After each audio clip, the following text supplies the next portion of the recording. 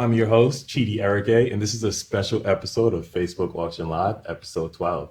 So today we're going to focus on attribution. It's so important. I get questions about this all the time, and I'm hoping we can go really deep on this topic. Joining me today, we have Kristen, Yaya, and Jordan. Why don't we kick off with introductions? Sure.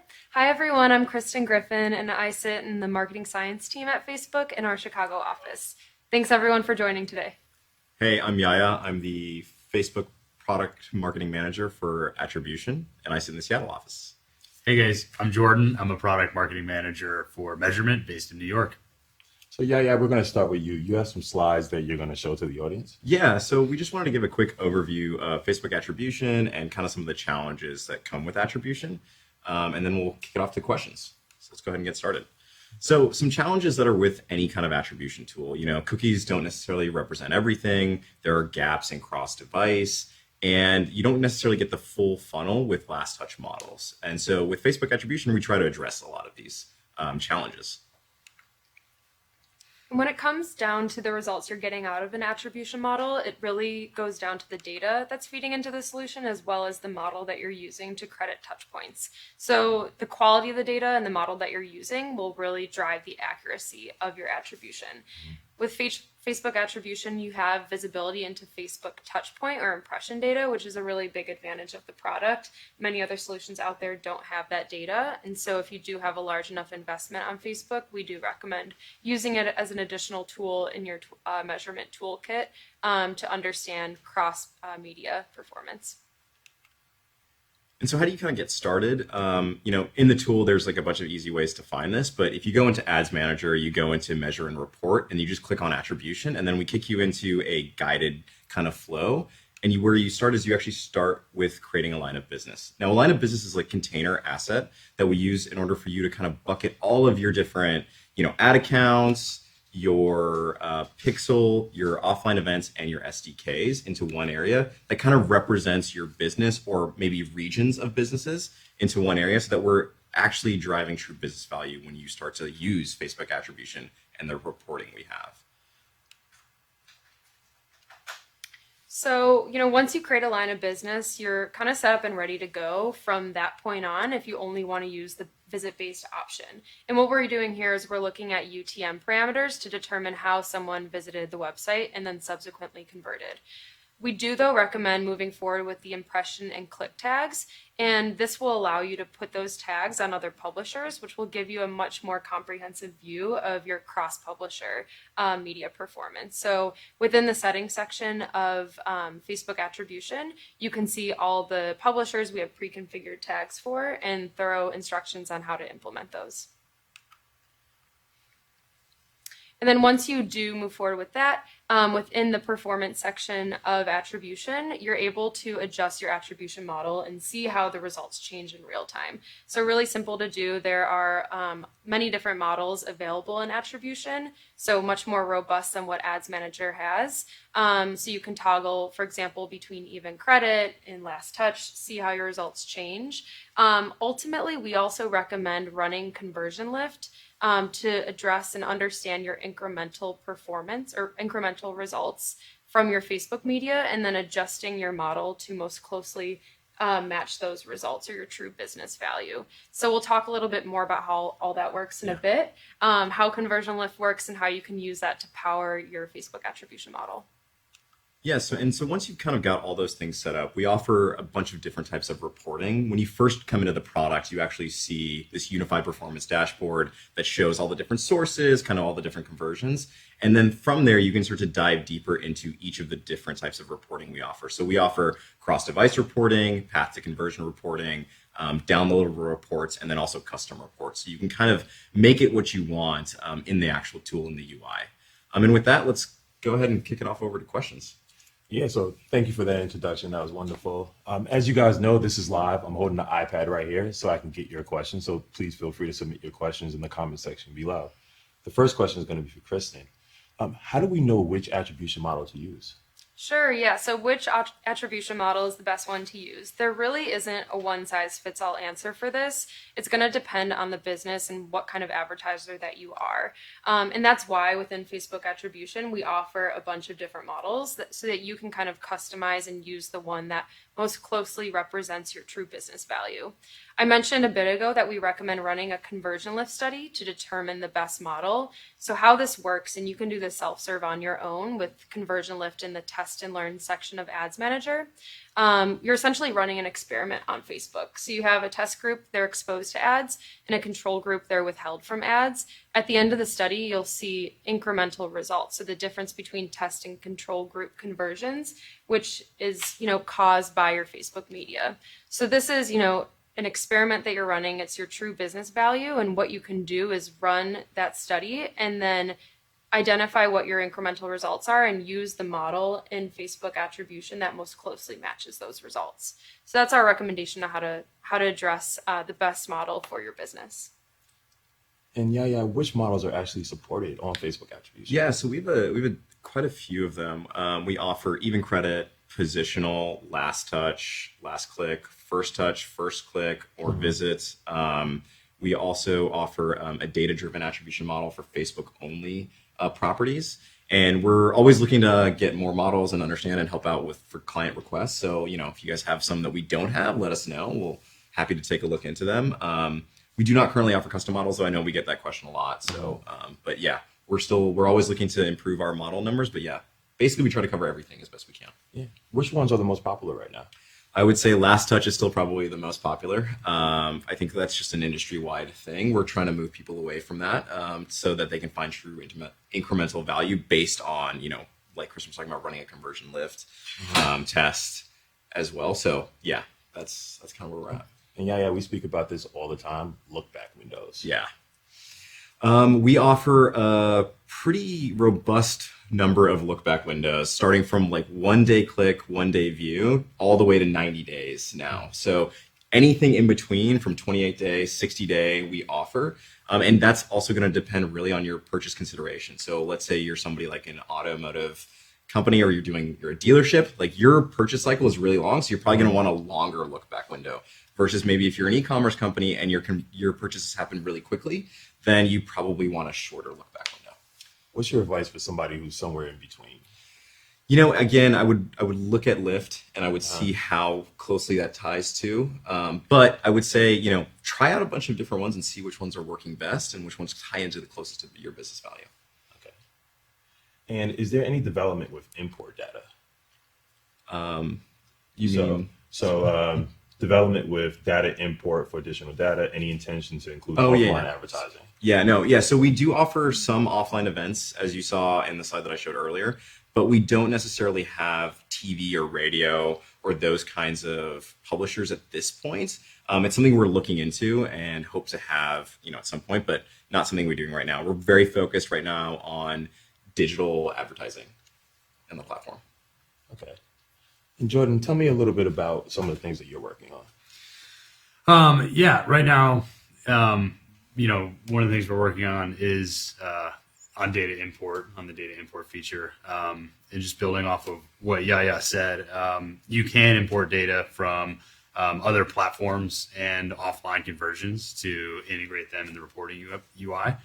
Currently, you can't apply data-driven attribution to your offline conversions, but that's something we're working on. Okay. Kristen, we're going to go back to you. Yeah. So how do I best interpret the cross-device report? Yeah, so the cross-device report is one of the reports beyond just the performance tab that you get, and you'll be able to see of the conversions that occurred, how many had both a mobile and desktop touch point in that path to conversion. So I think it's really valuable, and how I've worked with clients on interpreting this is, say you have a business where majority of the conversions are happening on desktop, maybe it's a more involved purchase, there are probably still some touch points occurring on your mobile device. And so that's a great way to use that report and really see that, hey, even if desktop is driving conversions, there might be touch points happening elsewhere that are influencing those conversions. And my recommendation there, if that's what you see, I would still build for a mobile experience when it comes to campaign planning and designing your creative. Make sure you're keeping best practices in mind to address that mobile experience. And this question I get all the time. Why are the results different in Facebook attribution than what I'm seeing in GA? Oh, good question. We could have our own live on this. Yes, yeah, totally. So that's expected. Results in Facebook attribution as well as Ads Manager or Google Analytics or any other attribution solution out there probably will never match perfectly, and that is expected. So your total number of conversions should match pretty consistently. So whatever you're tracking through the Pixel, SDK, or offline conversions, what will change though is your attributed conversions, and this is mainly because of the like the data that each solution has. So Facebook attribution, for example, has Facebook view through data that other solutions out there don't have unless you're a Facebook measurement partner. So that's one of the biggest reasons for discrepancies. On top of that, it's the model that each solution is using. So we talked a lot about, Yaya mentioned all the different models that Facebook attribution has. And if you're using one, say last touch in one solution and then even credit in another, that's going to completely throw off your results, or change the results that you're getting. So it really comes back to the fact that the attribution results rely on the data being used by the solution and then the model that's used to credit touch points. And I think another thing to add to that is that because we use a line of business as a container for those things, the reason why you see a difference between us and Ads Manager, one of the major ones, is that because we're bringing in cross accounts, not just necessarily one account, if that's all you're looking at from a Facebook Ads Manager versus a Facebook attribution perspective. Can you guys discuss in a little bit more detail the differences between tracking methodologies? Yeah, so I think like there's a couple different things that we do on the platform that allow you to track across different stuff. And some of this is depending on, whether or not you can get click tags or not, but there's essentially two different ways that we ingest data. So there's either through tracking connections, which are click tags. And I think a lot of you know that that's from like either a publisher allows us to put tags on their site. So DCM is one, Pinterest is another. And then there's visit data. And so this is stuff that we get through the actual URL or through UTM parameters. And this allows you to, if you can't get click tags on something, we can actually start to see visit data coming in through the URL, and then also through Pixel, and then through SDK as well, and offline events. So those are kind of the four different ways that we start to track data to get into the actual system that we can then run analysis on. And Jordan, if we exclude a source as a referrer, for example, PayPal, will the conversion be attributed back to a previous touch point? Yeah, it's a good question. Short answer is yes. The conversion would be attributed back to the previous touch point, depending on the attribution model you selected. And should I add click tags? Always. Why is that? So even if click tags are not necessary to be able to use the product, which they're not, it is always, always, always recommended to get them a better view of your conversion paths and attributed events. So for ads that lead to either an app or a third-party site like the App Store, click tags also provide just a broader set of coverage across the board. Thank you. Kristen, going back to you. Yeah. Are there any restrictions when we're thinking about looking back? Yeah, so we do advise you all to get set up today and start going today, because it's really go forward only. So once you create your line of business, assign the ad account, etc., you're going to have data from that point on going forward.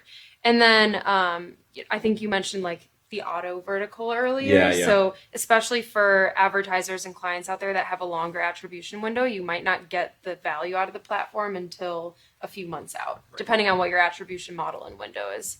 And then in terms of like the latency, I think it takes about an hour for data to feed into the platform. So if you want to be sure, maybe you can look at results as of like yesterday. But typically it's about an hour that it takes for the data to feed into the tool. And we have a prompt once you go through guided setup, that actually tells you how much time before we'll start to see the full data into the product. How granular is the tool able to go? So it's aggregate level results. So we don't do anything that's like from a user level perspective, but it does give you anything that you see from like total number of conversions across the different platforms. And so it's pretty high level, and we try to do that from from a user perspective, from a privacy perspective, and then also because we find that actually works for most clients. Like they don't necessarily need that like very, very granular detail data in the product. I think to build on that, I think the more granularity is what you get out of the downloadable reports. Right, exactly. The customizable reports. So we highly encourage you all to explore that area of the tool. Just the performance the performance dash is going to be a pretty like high level Yes. overview, but the downloadable reports, customizable reports allow you to create that and it really what matters for your business. Yes. And you can download it as well, kind of save the report over time, and then incorporate it into your ongoing reporting. So it will spit out an Excel, which is really nice Yeah. because I mean, you could take a screenshot of Yes. attribution, but you could also just use the Excel for as an input into your own reporting. So there's benefits of many different attribution models, but many businesses want to know why use Facebook attribution. It's a good question. I think, from our perspective, we think that using Facebook attribution, if you have a high level of spend, we were talking about this earlier, on Facebook is a good way to get Facebook view through data for free. If you don't spend a lot on Facebook, then maybe it's not necessarily the best way to go about it. But we think it's like, since it's free, it's pretty easy to set up. We think it's a good way to just get started and see Facebook view through data across different accounts and then across different publishers. Yeah. Are there any updates regarding building on the API when we talk about It's the number one question I get. Yes. So we are looking to release an API in the next coming half. I don't have an exact timeline for y'all at this time, but yeah, we hear this a lot from agencies in particular around wanting an API to be able to pull our numbers into their dashboards and then use those to share with clients, or also with clients who have their own development team in-house that want to be able to do that. If the things that you'll get in the API are the same things that you'll see in the UI. So if you don't have a development team, you don't necessarily need to worry about the UI at all. But if you do, and you want to build your own dashboards, that's something we will allow you to do. Okay. And Jordan, let's say I chose to go forward with Facebook attribution. Is it possible to include norms in the product? Oh, we get asked this all the time as well. Clients look at the answer and the first thing they say, well, is this good or is this bad? And having some benchmark or norm to come back to compare is super helpful. We recognize that. We hear the feedback. We want to be very methodical and thoughtful into publishing and producing normative data. So we don't have a timeline right now, but hope to introduce norms and benchmarks in the future. Okay. And going back to Yaya, which publishers are perfect in this scenario? Yeah, so we offer, right now they allow us to put tagging on their website. So for example, Pinterest, DCM tagging. We have a full list actually in the setup guide, so you can actually take a look. If something is not on there, it's something that you can necessarily go and ask the publisher to allow our tagging on. And then again, in the case that they don't allow tagging, we have the UTM parameters and we have the site visits, that allow you to actually get to see the tracking for those sites. So, Kristen, I use Ads Manager all the time. How does Ads Manager differ from attribution? Yeah, so Ads Manager will still be like your source of truth and where you go to manage and optimize your campaigns, right? So Ads Manager it's quite literally where you manage your campaigns. So you're setting them up there, you get reporting, even at the ad level. But I think going back to what Yaya mentioned earlier, attribution allows for cross-account attribution, which Ads Manager does not. And then beyond that as well, if you want to tag other publishers. So I think if you're looking for more like cross-media performance, that's when you'd use attribution and then continue to use Ads Manager to manage and optimize your campaigns. Facebook. Go ahead. If I could build on that, Yeah. I know we talked a little bit earlier about like the difference between what you see in Facebook attribution versus GA. It's also expected that your results in Ads Manager likely will not fully match Facebook attribution. So the Ads Manager attribution model is last touch. So the last touch point that occurred before a conversion, that campaign will take the credit. So in attribution, if you're using a different model or have other publisher data feeding in, it's going to distort your results. So because of that, your results likely won't match in each of those solutions. So important call out. It's a question I've gotten. No, thank you. Facebook attribution has gotten extremely powerful, right? Especially over the last couple of years. Is there a cost associated with it? well, no, there isn't. It's actually free. I mean, apart from setting up and going through that process, it's free and getting tagging. So yeah, we offer it to everybody.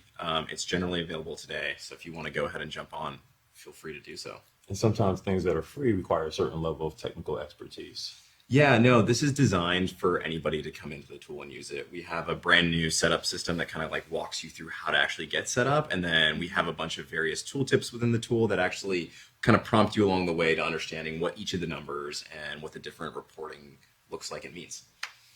How does Facebook attribution track all Facebook events? So again, I think we talked about this a little bit earlier, but so depending on some of the events, we do get data from UTM parameters through the pixel and then also through click tags.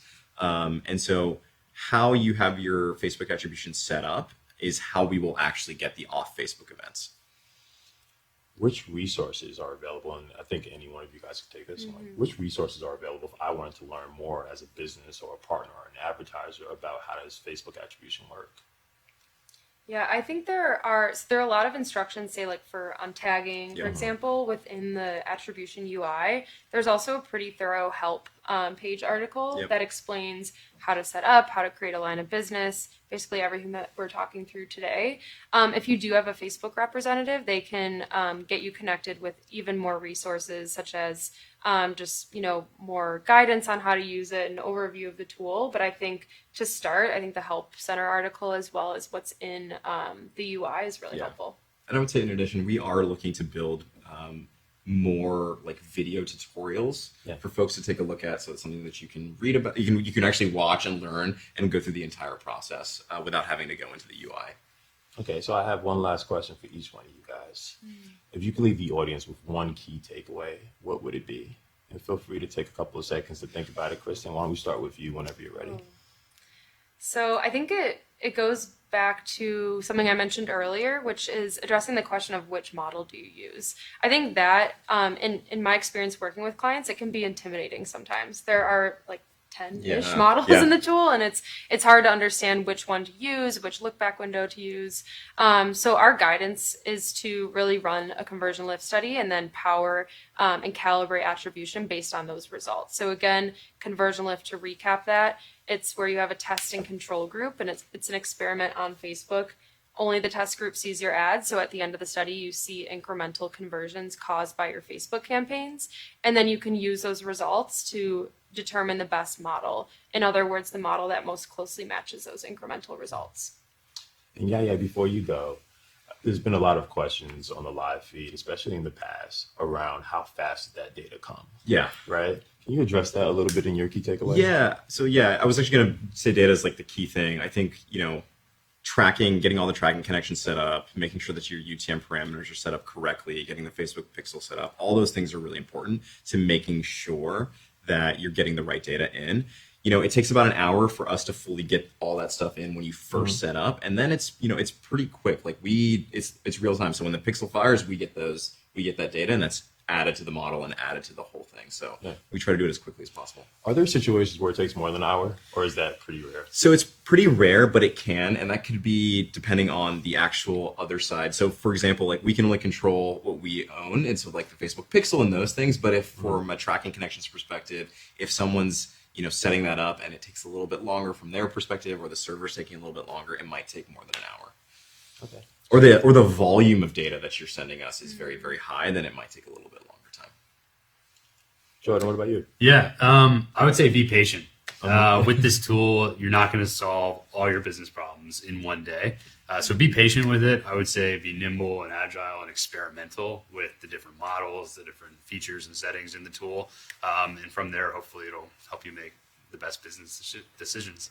That's great. So I got one more thing. I'm gonna play a little game of sorts, right? So I'm gonna come up with a product, and you guys tell me which attribution model to choose by asking me whatever questions you need to ask me about that product, right? So for example, I like watches. Okay, so if I was selling watches, give me some insight into how I would go about choosing an attribution model. What kind of questions? The first question I would ask you is, how expensive are your watches? My watches cost anywhere from $100 to $150. Okay. And how long do you normally take to see someone come through your conversion funnel on your website? Usually takes about 3 days. Okay. So I would say, you're looking at probably, you probably want a 28-day look back window at least, because if your purchase cycle is around 3 days to go through roughly, you want to make sure you're catching all the touch points that lead up to someone coming to your website. Okay. And that's a pretty good place to start, I would say, is 28 days. What about you? What do you think? I think my follow-up question would be, have you ran a conversion? Yes, that's right. That's fair. That's actually number one. That's the number one question I should have. How much does that cost me? Right? Because I know attribution is free, but how should I think about that? So test and learn conversion lift is also free of Oh, wow. charge. And Okay. Test and learn, I know this is very focused on Facebook attribution, but it's Uh-huh. also easy to get to within Ads Manager. If you go to the measure and report section, you'd want to use the option. I believe the question is, what is the full impact of my ad account on conversions? Yes, Something and along in those there it lines. actually will say, like, there'll be a little thing that says attribution, and so Yeah. you can actually use that question to help you kind of figure out what your attribution model looks like. So run that study, determine the best model. Wow, that was awesome. I would love Is it. this a and side I watch just- business? I just, you never know. So I just completely made that up. I just want to tell the audience, I'm sure there's a lot of businesses out there where you guys have a lot of the same questions. So please continue to submit your comments. I'll try to make sure that every single question that was asked during this live feed gets an answer. Yeah. All right. And just want to thank you guys, Kristen, Yaya, Jordan. You guys are actually unbelievable. You guys are awesome. And hopefully you guys join me again on set. And again, this is Facebook Auction Live, episode 12. I'll see you guys next time.